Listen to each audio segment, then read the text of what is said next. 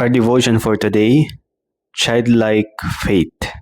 Scripture reading, John chapter 3, verse 1 through 17. And our key verses, Ephesians chapter 2, verse 8 and 9.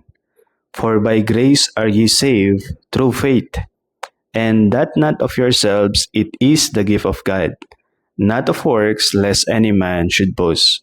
Maring naririnig natin na sinasabi ng ilan, naway tulungan ng Diyos yung mga tinutulungan nila ang kanilang sarili. Pero ang katotohanan ay tinutulungan ng Diyos yung mga taong inaamin nila ang kanilang pangangailangan at sila ay lubusan nagtitiwala sa Kanya. As long as na iniisip natin na kaya nating gawin ang kaparaanan upang tayo'y pumunta ng langit or kaya nating gumawa ng mga mabubuting bagay sa sarili nating kaparaanan, wala tayong matatanggap na tulong mula sa Diyos. Inutusan ni Jesus yung kanyang mga alagad na sila ay magkaroon ng pananampalataya kagaya sa isang bata pag sila ay lalapit sa Diyos. Ang issue na binibigyan pansin dito ni Jesus ay patungkol sa kanilang kayabangan. Sapagkat ang bata na may pananampalataya ay lumalapit sa kanyang ama at sa kanyang ina upang humingi ng tulong at suporta. Pwedeng gawin niya yung mga bagay na gusto niyang gawin sa kanyang sariling paraan, pero kapag siya ay na-frustrate na sa kanyang ginagawa, siya ay lumalapit sa kanyang magulang upang humingi ng solusyon. Ganun din ho sa atin.